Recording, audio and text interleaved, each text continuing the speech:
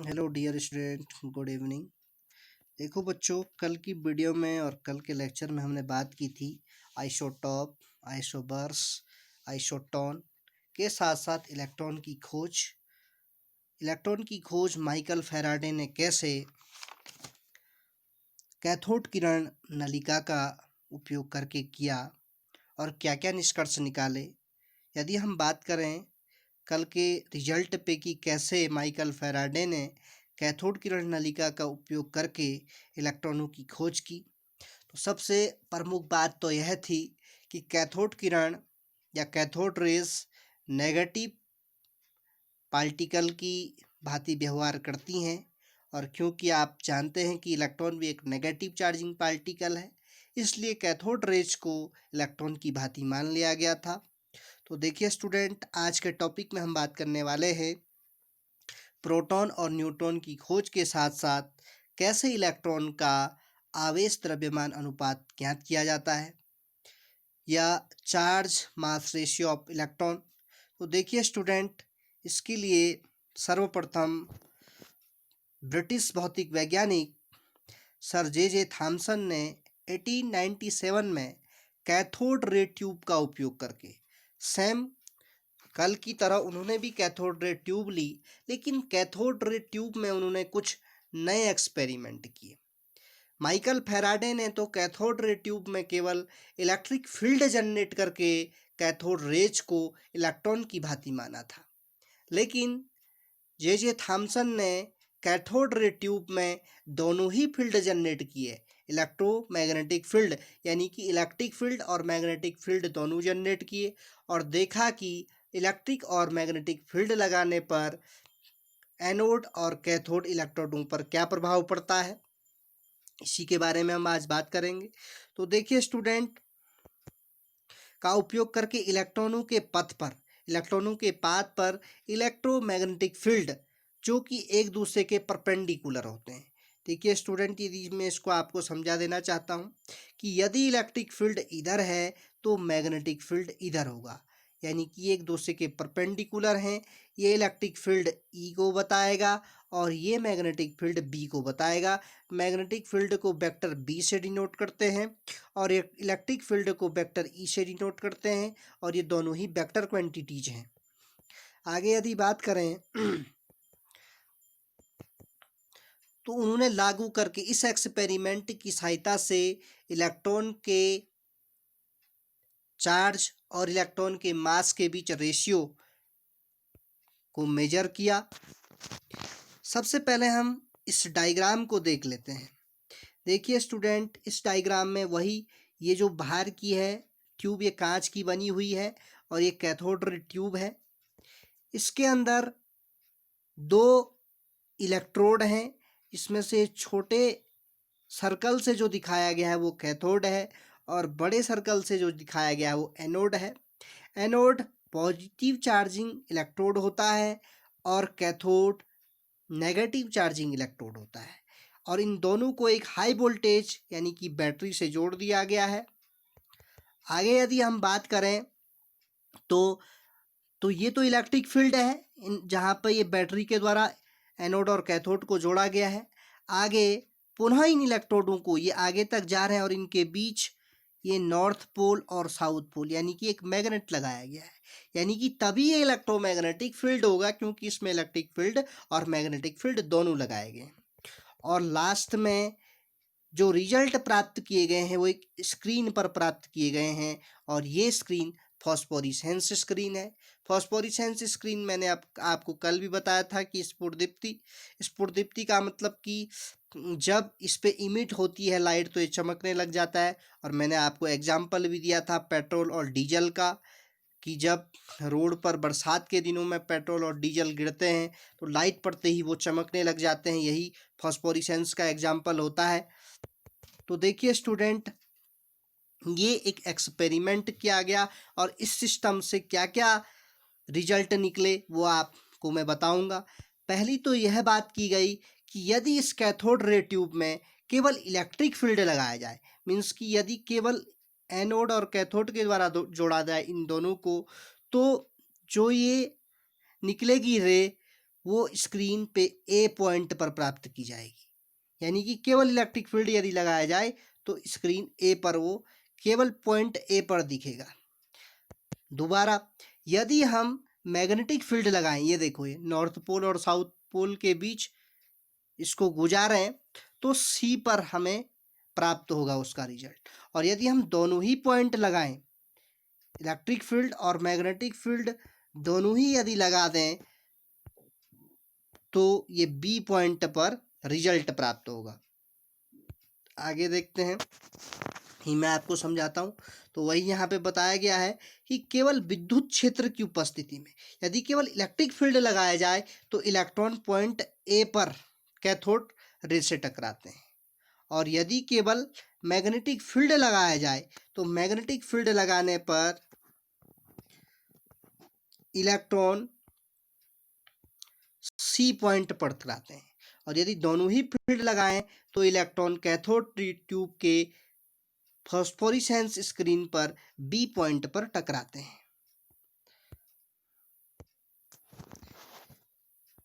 यही यहाँ पर कहा गया है कि दोनों फील्ड लगाने पर वो बी बिंदु पर टकराते हैं, विद्युत चुंबकीय क्षेत्रों से टकराते हैं। और यदि इलेक्ट्रोमैग्नेटिक फील्ड की यदि हम प्रबलता को देखें तो प्रबलता के सावधानीपूर्वक संतुलन से इलेक्ट्रॉनों को अनुपालित पथ पर लाया जा सकता है जहां पर हम उनको लाना चाहते हैं, जिस तरह वह इन क्षेत्रों की उपस्थिति में था। यानी कि इलेक्ट्रिक फील्ड लगाने पर इलेक्ट्रॉन ए पॉइंट पर टकराए, मैग्नेटिक फील्ड लगाने पर कैथोड रे ट्यूब में इलेक्ट्रॉन सी पॉइंट पर टकराए और दोनों फील्ड लगाने पर वो मिडिल में यानी कि बी पॉइंट पर टकराए। तो इन एक्सपेरिमेंट की सहायता से थॉमसन ने कुछ रिजल्ट निकाले। पहला, कण पर ऋणावेश का मान अधिक होने पर, यानी कि इलेक्ट्रॉन ऋणावेशित कौन होता है? इलेक्ट्रॉन, जो कैथोड रे ट्यूब का गुण भी ऋणावेशित होने का ही होता है, होने पर विद्युत चुंबकीय क्षेत्रों के साथ इंटरैक्शन बढ़ जाती है। इस प्रकार विचलन अधिक होता है। यानी कि जब वे एक दूसरे के आसपास होंगे, इंटरैक्शन होगा तो विचलन अधिक होगा, डिफ्रैक्शन अधिक करेंगे। आगे, कण का द्रव्यमान कण के हल्का होने से विचलन अधिक होता है। यानी कि यदि वह हल्का है तो बहुत तेजी से इधर उधर रैंडमली घूम सकता है।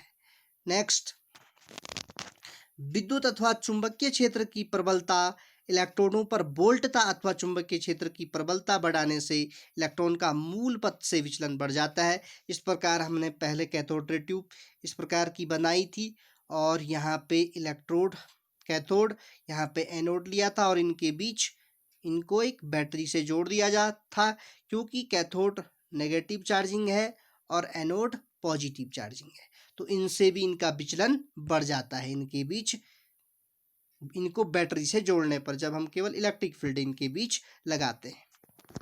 नेक्स्ट, तो कैसे थॉमसन ने इलेक्ट्रॉन और मास ऑफ इलेक्ट्रॉन के बीच रेशियो का निर्धारण किया था?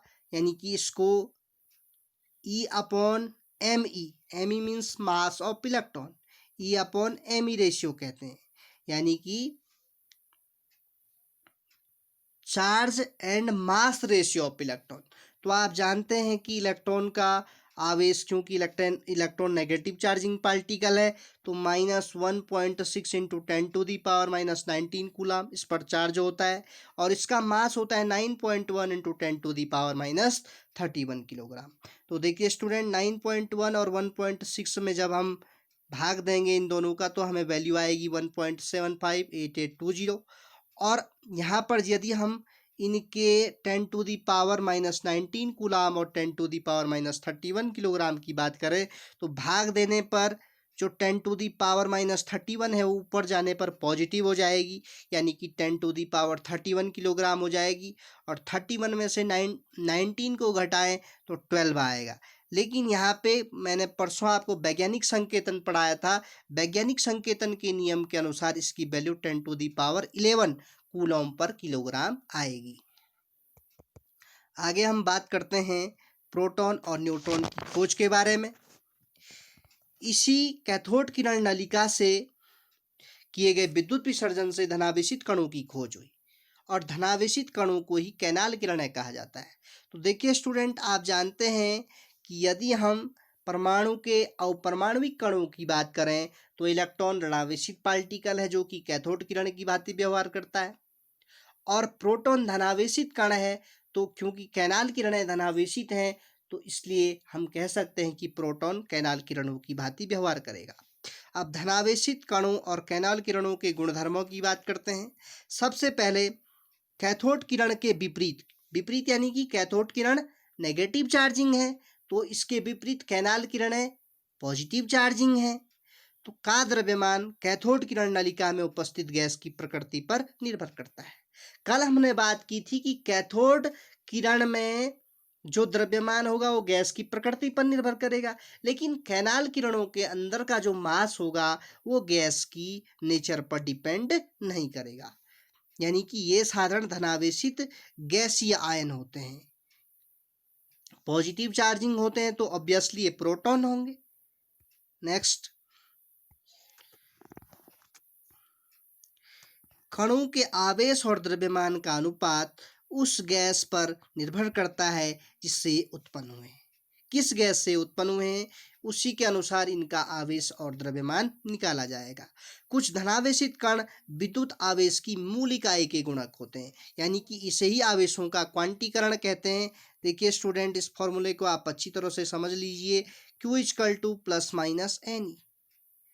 इस फॉर्मूले में Q आवेश को यानी कि चार्ज को बताता है, N नंबर ऑफ इलेक्ट्रॉन को बताता है, N की जगह पे 1 2 3 as it is dot dot तक हो सकते हैं, और E बताएगा चार्ज ऑफ इलेक्ट्रॉन को। तो यही आवेशों का क्वांटीकरण कहलाता है। आगे हम बात करते हैं चुंबकीय और वैद्युत क्षेत्रों में इन कणों का व्यवहार इलेक्ट्रॉन और कैथोड रे द्वारा प्रेक्षित व्यवहार के विपरीत होता है। सबसे छोटा और हल्का धनायन, धनायन मीन्स की कैटायन, कैटायन का आकार छोटा होता है और एनायन का आकार बड़ा होता है।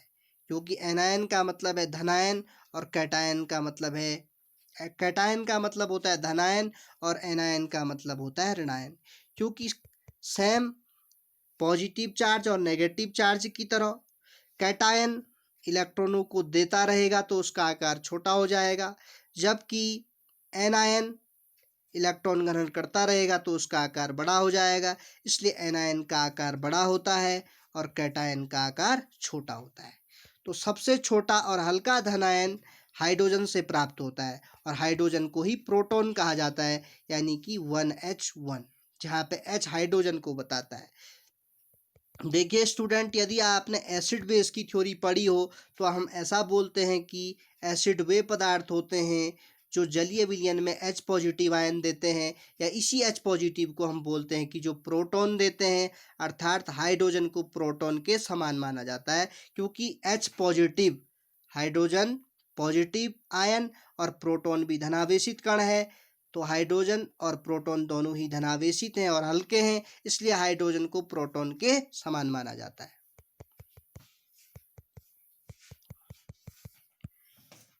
इसी आधार पर इसके बाद परमाणु में एक वैद्युत उदासीन कण की खोज हुई। अभी तक हम परमाणु के अपरमाणविक कणों में इलेक्ट्रॉन और प्रोटॉन की खोज के बारे में पढ़ चुके हैं। कल हमने पढ़ा था कि कैसे माइकल फैराडे ने कैथोड किरण नलिका का उपयोग करके इलेक्ट्रॉनों की खोज की, और आज हमने पढ़ा कि कैसे सर जे थॉमसन ने कैथोड किरण नलिका में इलेक्ट्रोमैग्नेटिक फील्ड जनरेट करके प्रोटॉन की खोज की। इसके बाद परमाणु में एक वैद्युत उदासीन कण, वैद्युत उदासीन यानी कि n⁻0 यानी कि न्यूट्रॉन, जिस पर किसी भी प्रकार का आवेश नहीं होता है। लेकिन परसों हमने लेक्चर में बात की थी कि प्रोटॉन और न्यूट्रॉन दोनों का ही द्रव्यमान समान होता है, जो 1.6 × 10⁻⁻27 किलोग्राम के तुल्य होता है।